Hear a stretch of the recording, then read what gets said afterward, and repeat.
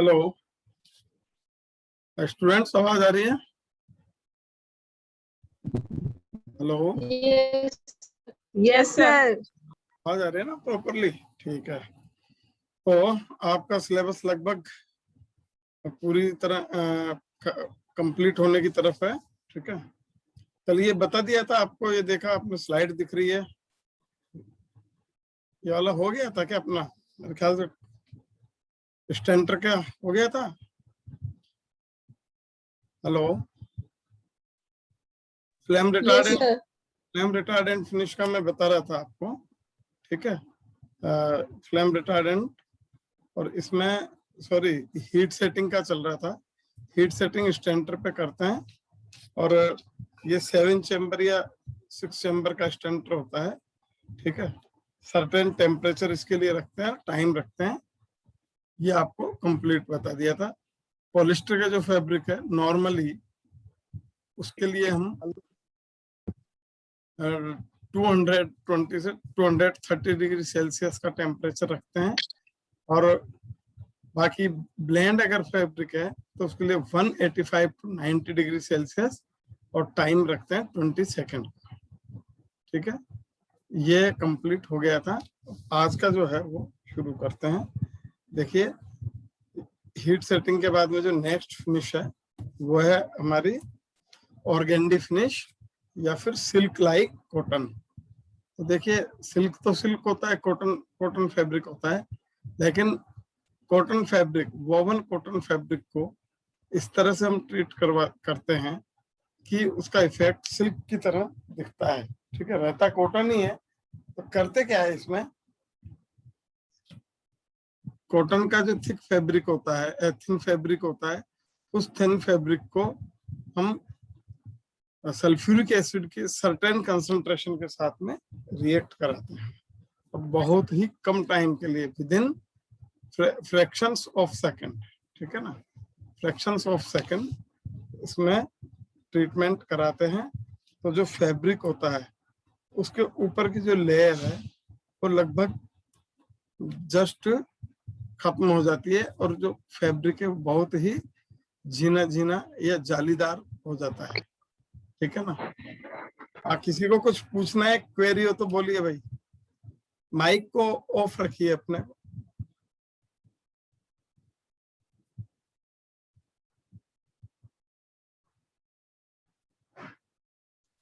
ठीक है, तो ये क्या हुआ दिनेश? ठीक है ना, तो डिफरेंट टाइप के जो ऑर्गेंडी फिनिश के ट्रीटमेंट है वो आपको बताते हैं। ठीक है, इसमें फर्स्ट ट्रीटमेंट है, फर्स्ट इफेक्ट है, वो आता है सल्फ्यूरिक एसिड 110 डिग्री टॉयडल का। ठीक है, इसके साथ में फैब्रिक को ट्रीट करते हैं, तो जस्ट लाइक फाइन वूल की तरह फैब्रिक हो जाता है। ठीक है, 110 डिग्री टॉयडल का। तो टॉयडल मीटर के बारे में बताया होगा मैंने, नहीं तो अभी थोड़ी देर में मैं बता देता हूँ आपको एक्चुअली। ठीक है, the second effect is obtained with sulfuric acid of 114 degree Tredal when the cloth shrinks considerably and becomes stiff. ये दूसरा इफेक्ट है जो कब आता है, 114 डिग्री ट्रेडल पर कॉटन के फैब्रिक को ट्रीट करते हैं। कॉटन फैब्रिक श्रिंक हो जाता है एक सर्टेन अमाउंट तक और स्टिफ हो जाता है। और थर्ड जो है, the third effect is produced with sulfuric acid of 116 degree Tredal to 125 degree Tredal when the fabric becomes stiff and semi-transparent. ठीक है, स्टिफ भी हो जाएगा, साथ में वो सेमी ट्रांसपेरेंट भी हो जाएगा। तो अगर ट्रेडल समझ लीजिए क्या होगा। वैसे तो पहले अगर ये वर्ड आया होगा मैंने निश्चित रूप से बताया होगा आपको, लेकिन कोई बात नहीं, मैं आपको अगेन बता देता हूँ। ट्रेडल में क्या है, ट्रेडल मीटर इसको बोलते हैं। थर्मोमीटर की तरह का एक दिख रहा है आपको, ये ट्रेडल मीटर है। ठीक है, इसमें क्या होता है, ये इक्विपमेंट है, कांच का बना हुआ, ठीक है। और इसमें ये नीचे गोलाकार दिया हुआ है, या कुछ में ये ट्रायंगल शेप में भी होता है, बिल्कुल नीचे की तरफ सेंटर ऑफ ग्रेविटी होती है उसकी, ठीक है। इसमें लेड भरा हुआ होता है और उसको सील किया हुआ रहता है, और ऊपर तक इसमें एक कागज की स्ट्रिप लगी रहती है, जिससे कि ये पता चलता है कि ये कितने डिग्री ट्रेडल पर आ रहा है। अब इसको वर्किंग में कैसे लेते हैं, कैसे काम लेते हैं, वो देख लीजिए। एक मेजरिंग सिलेंडर में इस ट्रेडल मीटर को रखते हैं, ठीक है, और इससे मेजर क्या करते हैं, ये देखिए, इससे डेंसिटी मेजर करते हैं, ठीक है। डेंसिटी मेजर होती है इससे। तो पानी लिया, तो पानी लेते हैं, मेजरिंग सिलेंडर में अगर पानी लेते हैं तो ये जो यहाँ पर इसकी जो डेंसिटी है 0, वो 0 इसमें ये इस मेनिस्कस पर शो करेगी। ये अच्छी तरह से देख लीजिए, 0 जो है वो मेनिस्कस पर शो करेगी। जो हम इसके अंदर कोई भी एसिड या कोई भी बेस इसमें डालेंगे और उसको घोलते जाएंगे, डेंसिटी ज्यादा होती जाएगी और ये ऊपर की तरफ फ्लोट करेगा, ट्रेडल मीटर ऊपर की तरफ फ्लोट करेगा, और जो भी नंबर इस मेनिस्कस पर आएगा, it means the density of the liquor is this number. ये आपको क्लियर हो गया? किसी को अगर क्लियर ना हो तो पूछिए। रुपेश त्यागी क्लास में है? रुपेश त्यागी, रूपेश त्यागी,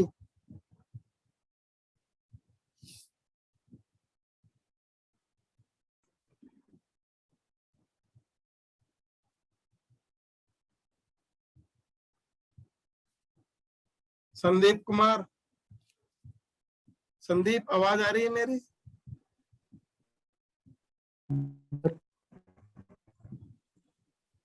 हेलो सर। हाँ संदीप, आवाज आ रही है आपको? Yes sir. हाँ, क्या होता है ट्रेडल मीटर है ये, कैसे मेजर करते हैं जरा बताएंगे इसके बारे में? क्या मेजर करता है ये बता दीजिए केवल। बोलिए भाई, चुपचाप मत रहिए, अदरवाइज दूसरे स्टूडेंट से पूछते हैं। सिद्धार्थ, सिद्धार्थ सिंह,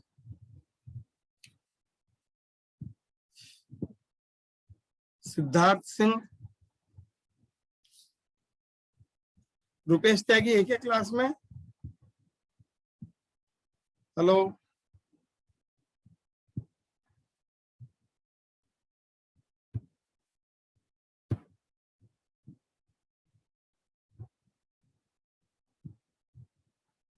सिद्धार्थ सिंह, ये भी नहीं है।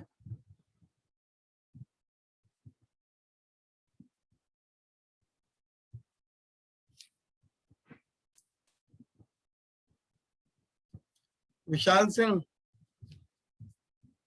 विशाल सिंह मौजूद है?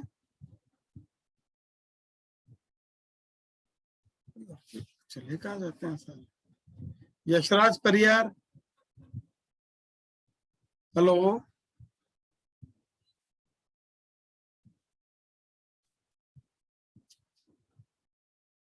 छोड़ो। Any question about the treadle meter? कोई भी student? Abhijit Mehar? Yes sir. हाँ, कुछ पूछना है इसमें ट्रेडल मीटर में? No sir. बाकी स्टूडेंट क्या हुए, बोलते नहीं है ये? रिमूव करें, कितनों को रिमूव करें? आधी क्लास भी नहीं रहेगी फिर। एनीवे, ये ट्रेडल मीटर हुआ। तो डिस्कस चल रहा था हमारे ऑर्गेनिक फिनिश का। तो ट्रेडल मीटर की हेल्प से हम सर्टेन कंसंट्रेशन के सल्फ्यूरिक एसिड के सॉल्यूशन बना लेते हैं, और उस सॉल्यूशन में फैब्रिक को डिप करके और तुरंत निकाल के और उसको वॉशिंग करके ड्राई कर लेते हैं, ठीक है। सल्फ्यूरिक एसिड ऑफ 106 डिग्री ट्रेडल और below this never produces a transparent and stiff finish. तो इससे नीचे का जो ट्रेडल है इससे कभी भी फिनिश इसके नीचे का जो सॉल्यूशन है उससे कभी भी ऑर्गेंडी फिनिश नहीं मिलेगी। रीजन है but the action of sulphuric acid of less than 110 degree treadle is much more intensive if the cotton has previously been mercerized. अगर कॉटन को पहले से मर्सराइज किया हुआ है तो उसकी जो इफेक्ट है या ऑर्गेंडी इफेक्ट है वो अच्छा होगा, ऑर्गेंडी फिनिश उस पर अच्छी होगी। ठीक है। Now when A mercerized cotton is treated with sulfuric acid of concentration more than 108 degree treadle, मतलब अगर सल्फ्यूरिक एसिड के 108 डिग्री से ट्रेडल से अधिक के सॉल्यूशन के साथ में मर्सराइज्ड कॉटन फैब्रिक ट्रीट होता है तो क्या होगा, the parchmentizing effect can be produced. Parchmentizing का इफेक्ट होगा जिसको कि हम ऑर्गेंडी फिनिश ही बोलते हैं। ठीक है ना। एक्चुअली इफेक्ट का नाम पार्चमेंटाइजिंग है और जो ट्रीटमेंट है वो आपके ऑर्गेंडी फिनिश कहलाता है। ठीक है। Parchmentizing effect can be obtained when the fabric is treated with sulfuric acid of 109 degree treadle or 120 degree treadle for a few seconds at room temperature. Simply room temperature पर कुछ second के लिए treat करते हैं। The fabric becomes thinner, finer and more transparent. तीनों ही properties में आ जाती है। जो फैब्रिक है वो बिल्कुल झीना हो जाएगा। ठीक है। और साथ में उसमें क्या होगा, फैब्रिक फाइन हो जाएगा और ट्रांसपेरेंसी उसकी बढ़ जाएगी। कॉटन फैब्रिक की ट्रांसपेरेंसी बढ़ जाएगी। यू नो कॉटन का जो रिफ्लेक्टिव इंडेक्स है वो लगभग नियर अबाउट वाटर के बराबर होता है। ठीक है। अगर कॉटन फैब्रिक को आप पानी में डिप करते हैं, बिल्कुल झीने चुन्नी का जो फैब्रिक होता है इसको पानी में डिप करते हैं तो वो लगभग अदृश्य जैसा हो जाता है। ठीक है ना। ये इसकी एक पार्चमेंटाइजिंग के थ्रू ये इफेक्ट और भी इम्प्रूव हो जाता है। ठीक है।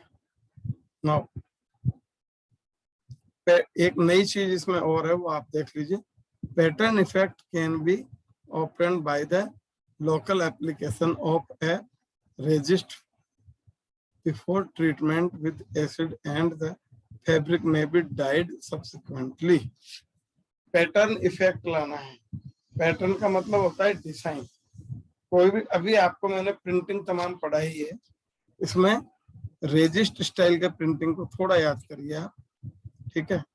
रेजिस्ट स्टाइल की प्रिंटिंग में क्या होता है थोड़ा बताइए मेरे को। लड़के जवाब दे नहीं रहे हैं। पारुल महंती, हेलो पारुल,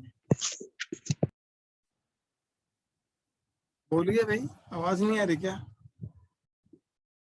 हेलो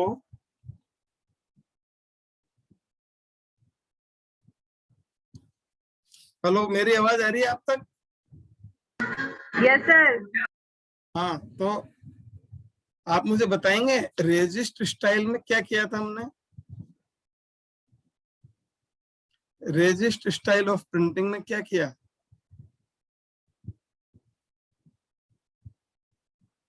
बोलिए भाई।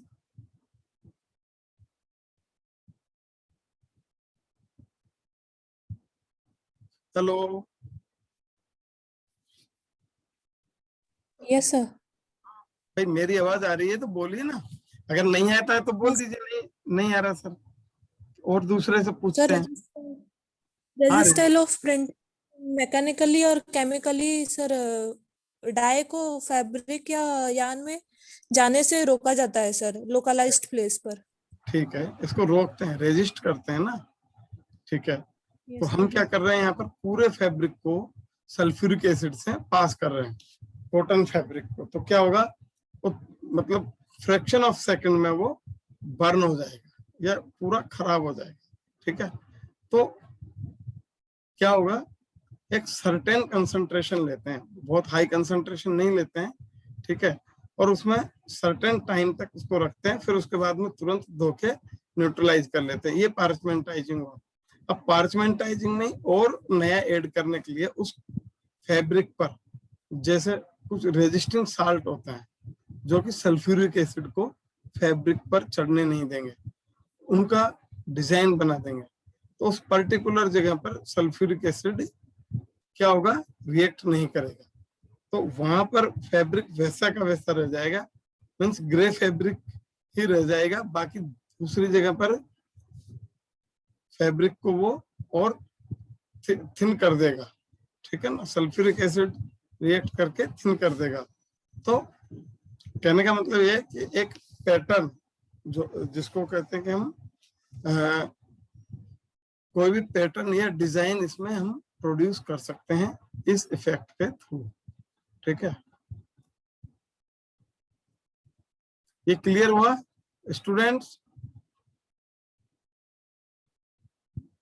पैटर्निंग किस तरह करते हैं ये क्लियर हुआ ऑर्गेनिक फिनिश में? Yes sir. कोई क्वेरी हो, कुछ पूछना है तो बोलिए। हेलो,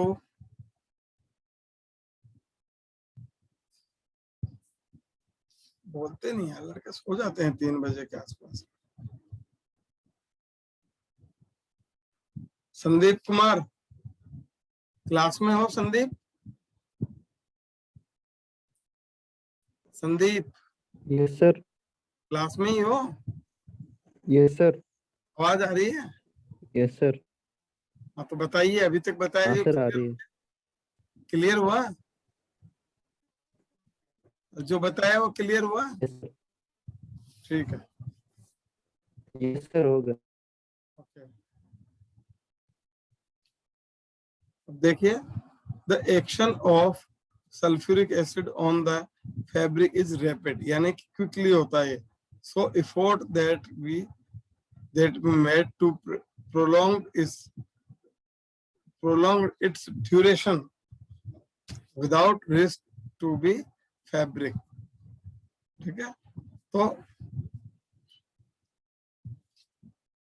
ये मतलब ध्यान रखा जाता है कि ज्यादा समय तक, ये जो सर्टेन टाइम दिया है, इससे ज्यादा अगर हम इसको फिनिश देते हैं या टाइम दे देते हैं, पूरा फैब्रिक खराब होने के चांस रहते हैं। ठीक है, अब प्रीडीन, glycerine and formaldehyde are the chemical which are used to restrain the action of strong sulfuric acid on cotton। तो जिस तरह हम रेजिस्ट साल्ट के प्रिंट लगाते थे, ठीक है, रेजिस्ट स्टाइल में रेजिस्ट कोई भी रेजिस्टिंग साल्ट या रिड्यूसिंग साल्ट के प्रिंट लगा देते थे, तो उससे क्या होता था, डिजाइन फैब्रिक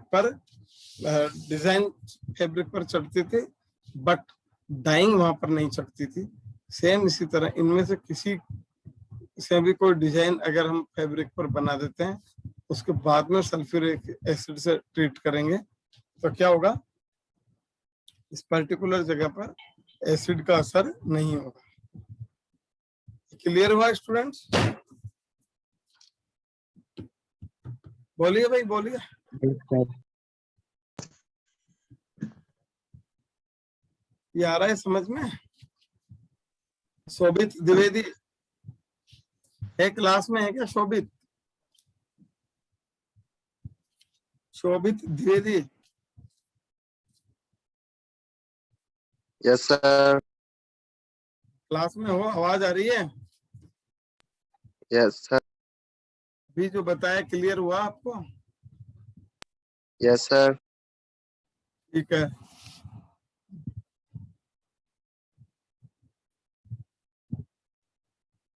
अब ये हो गया एंड, खत्म हो गया। अब नेक्स्ट जो टॉपिक है, नेक्स्ट हेडिंग है वो अपना ये elementary knowledge of finishing machines. ठीक है, फिनिशिंग मशीन्स की एक बेसिक जानकारी, बेसिक इंफॉर्मेशन वो है जो मैं आपको बताता हूँ। ठीक है, इसमें क्या होता है, देखिए फिनिशिंग में आपके सभी treatment, dyeing, printing, pre treatments, इनको अवॉइड कर दीजिए, इनको हटा दीजिए। बाकी जितने भी ट्रीटमेंट है वो सब फिनिशिंग में आते हैं। जैसे ड्राइंग है, कैलेंडरिंग है, ये फिजिकल फिनिशेज है। ड्राइंग है, कैलेंडरिंग है, क्रीज रिकवरी फिनिश। ठीक है, और water proof, water repellent, soil release finish, moth proof, और वैक्स से फैब्रिक को ट्रीट करते हैं, मीन्स वाटर प्रूफ फिनिश। तो ये इस तरह के जितने भी फिनिशेज है ये सब प्रोसेस हाउस में होती है। इनके लिए डिफरेंट मशीन्स यूज आती है, तो तरह तरह की जो मशीनें हैं वो यूज में ली जाती है। और तो इसके लिए जो है कुछ मशीनें स्टार्टिंग से मैं आपको बताता हूँ इसमें। ठीक है, तो ये देख लीजिए। Now machines used for drawing, first है आपका ड्राइंग। और ड्राइंग का जो प्रोसेस है उसमें क्या होता है, फैब्रिक को ड्राई करते हैं, मीन्स सुखाते हैं, उसका जो मॉइस्चर है उसको रिमूव करते हैं। ठीक है ना, मॉइस्चर को अगर आप प्रॉपरली रिमूव नहीं करेंगे तो आगे के एक्शन में, ये आगे के ट्रीटमेंट्स में ये यूजफुल रहेगा भी नहीं। ठीक है, कई बार मेजरमेंट करने की जरूरत पड़ जाती है, उस समय मॉइस्चर फ्री होना चाहिए फैब्रिक। किसी को कुछ पूछना है यहाँ तक में, बोलिए।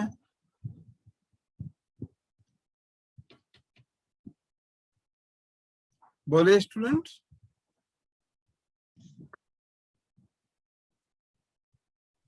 No sir. ठीक है, तो अब देखिए सबसे पहले देखते हैं मशीन्स यूज्ड फॉर ड्राइंग। अब ड्राइंग के लिए देखिए कई तरह से ड्राइंग होती है। पहले मैंने बताया कॉटेज इंडस्ट्री लेवल पे तो सनलाइट में सुखा लेते हैं। ठीक है, जहाँ पर हवा अच्छी चलती है या पंखे लगा दिए जाते हैं इंडस्ट्रीज में। ठीक है, लेकिन अगर फिजिबिलिटी देखें तो ये सब क्या है, छोटे लेवल के वो है, छोटे लेवल के ट्रीटमेंट है। जहाँ पर हजारों मीटर फैब्रिक डेली बनता है वहां पर ये पॉसिबल नहीं है। ठीक है ना, इसलिए फैब्रिक को ड्राई करने के लिए डिफरेंट टाइप की मशीन्स जो है वो यूज में ली जाती है, जिसमें से फर्स्ट जो है वो मैं आपको बताता हूँ। फर्स्ट जो है वो है हाइड्रो एक्सट्रैक्टर। हाइड्रो आप समझते हैं, हाइड्रो मीन्स वाटर होता है, और एक्सट्रैक्ट का मतलब बाहर निकालना, एक्सट्रैक्टर बाहर निकालने वाला। तो हाइड्रो एक्सट्रैक्टर वो मशीन है जो कि फैब्रिक में जो पानी होता है उसको बहुत अमाउंट में, काफी मात्रा में उसको बाहर निकाल देती है। और फैब्रिक में पानी कहाँ से है, जैसे फैब्रिक को आपने डाइंग की तो डाइंग करने के बाद में उसको ड्राई करना पड़ेगा। तो डाइंग करेंगे, डाइंग के बाद में वॉशिंग, वॉशिंग के बाद में पानी रहेगा ही रहेगा। ठीक है, फैब्रिक को आपने प्रिंटिंग का ट्रीटमेंट दिया। ठीक है, और प्रिंटिंग के बाद में जब इसके आफ्टर ट्रीटमेंट वगैरह सब कंप्लीट हो गए, ठीक है, फैब्रिक को वॉशिंग कर दिया, और वॉशिंग में उसका क्या है, सुपरफिशियल कलर निकल जाता है। वॉशिंग करके निकाल लेंगे, उसके बाद में भी फैब्रिक में काफी पानी रहता है। ठीक है, तो इसको हम हाइड्रो एक्सट्रैक्टर के थ्रू रिमूव करते हैं या निकालते हैं। ठीक है, अब इसके लिए जो मशीन है हाइड्रो एक्सट्रैक्टर वो आप देख लीजिए। ये हाइड्रो एक्सट्रैक्टर मशीन है। ठीक है, हाइड्रो एक्सट्रैक्टर मशीन में ये क्या है, ये इसके फ्रेम है, ये इसका फ्रेम दिया हुआ है। ठीक है, और ये स्टील का बना हुआ या कास्ट आयरन का बना हुआ ये एक बड़ा सा केज है, ठीक है, या बड़ा सा फ्रेम है। इसके बीच में ये जो जालीदार दिख रहा है आपको, ये क्लियर हुआ स्टूडेंट्स? ये पोर्ट दिख रहा होगा जालीदार या परफोरेटेड? Hello, Yes, sir. ठीक है। तो इसमें गीले फैब्रिक को इसमें हम रख देते हैं, ठीक है। और फैब्रिक को रखने के बाद में एक्चुअली इसमें दिखाया नहीं है, इसमें लिड भी होता है, कुछ में लिड भी होता है या ढक्कन भी होता है, ठीक है। तो इसको बंद कर दिया। बंद करने के बाद में ये मोटर है, मोटर की हेल्प से इसको हम चलाते हैं। तो ये हाई स्पीड पर ये जो अंदर का पोर्ट है देख रहे हैं, कर्सर घूम रहा है यहाँ पर। तो ये अंदर का जो पोर्ट है, इस पोर्ट में फैब्रिक भरे हुए हैं, ठीक है। अलग अलग कैपेसिटी के होते हैं, 50 मीटर से लेके 200, 250, 400 मीटर तक के हाइड्रो एक्सट्रैक्टर मिलते हैं। तो पोर्ट में आपने टेक्सटाइल मटेरियल रख दिया, फैब्रिक रख दिया। अब इसको जब रन करते हैं तो ये तेजी से घूमता है। इनर वाला पोर्शन है, ये केज तेजी से घूमता है, ठीक है। तो तेजी से घूमता है तो कौन सी रिएक्शन होगी, कोई बता सकते हैं यहाँ पर? एक फिजिकल फेनोमेनन या फिजिकल रिएक्शन होगी, क्या होगी बताएंगे कोई?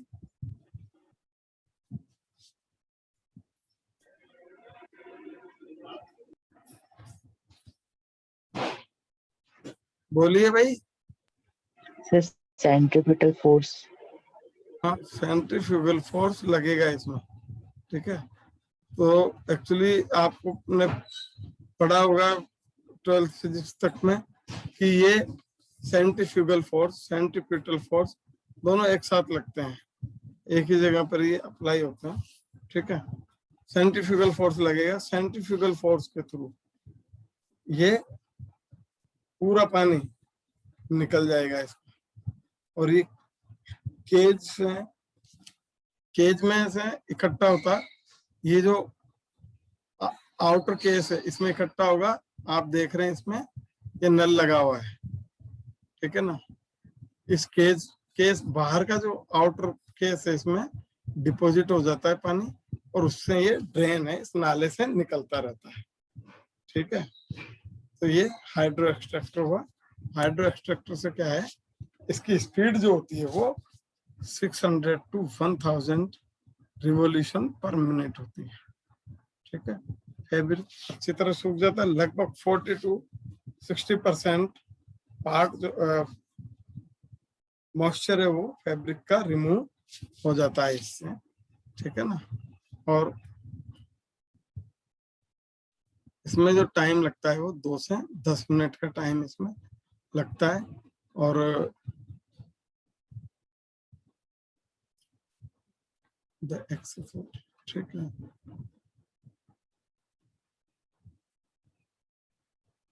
ये हो गया, ठीक है। तो हाइड्रो एक्सट्रैक्टर में किसी को कुछ पूछना है तो बोलिए भाई स्टूडेंट्स। हाइड्रो एक्सट्रैक्टर में या अभी जो कुछ बताया है इसमें किसी को कुछ क्वेरी है, कुछ पूछना है तो बोलिए।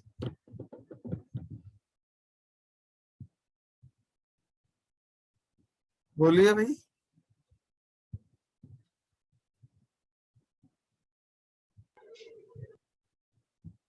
ठीक है स्टूडेंट्स, यस सर। क्लियर हुआ? अब नेक्स्ट टर्न पे आपको बताएंगे, ठीक है। Okay sir.